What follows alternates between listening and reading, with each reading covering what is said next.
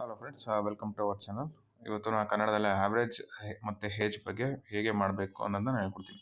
The average age of 19 years in the family of with 6 members 3 years ಹೇಗೋ ಅಂತ ಕೇಳಿದರೆ 3 ವರ್ಷ ಹೇಗೋ ಎಷ್ಟಾಗಿರುತ್ತೆ ಅಂತ. ದ ಆವ್ರೇಜ್ ಏಜ್ ಈಸ್ ಅಂದರೆ 3 ವರ್ಷದ ಹಿಂದೆ ಎಷ್ಟು ಏಜ್ ಆಗಿತ್ತು ಅಂತ. The average age is the same even after the birth of the child.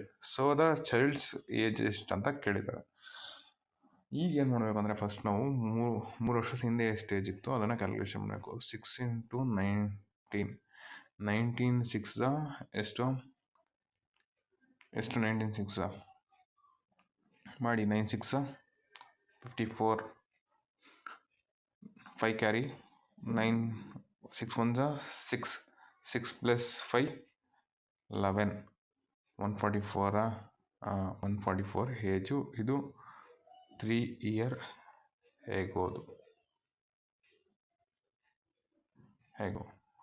ಈಗೇನಂತಂದರೆ original ಏನು ಅಂತ ಕಂಡುಹಿಡಿಬೇಕು. ಈಗ 144 + 6 3 ಅಂದರೆ ಈ 6 × 3 ಏನಕ್ಕೆ ಮಾಡ್ತಾಯಿದ್ದೀನಿ, 6 ಜನ × 3 144 + 6 3 18. ಏನಕ್ಕೆ ಅಂತಂದರೆ 3 ವರ್ಷ ಆದಮೇಲೆ ಅವ್ರ ಪರ್ಸೆಂಟೇಜ್ ಏನು ಎಷ್ಟಾಗಿರುತ್ತೆ ಅಂತ. ಟೋಟಲ್ಲು 132 ಆಗಿರುತ್ತೆ. ಈಗೇನಂತಂತಂದರೆ ನೆಕ್ಸ್ಟು ನಾವೀಗೇನು ಮಾಡಬೇಕು ಅಂತಂತಂದರೆ ಆ ಮಗು ಹುಟ್ಟಿದ ಮೇಲಿಂದ ಆವ್ರೇಜ್ ಏಜ್ ಎಷ್ಟು ಅಂತ ಕಂಡುಹಿಡಿಬೇಕು. 7 × 19 ಮಾಡಬೇಕು. ಈಗೇನಂತಂದರೆ 9 7 42ನಾ ಇಲ್ಲ 9 7 63 ಇಲ್ಲ 7 9 63 6 7 1 7 7 + 6 13 133. ಇಲ್ಲಿ 133 ಬಂತು, ಇಲ್ಲಿ 132 ಬಂತು. ಇವೆರಡಕ್ಕೂ ಡಿಫ್ರೆನ್ಸು 1 ಇಯರು.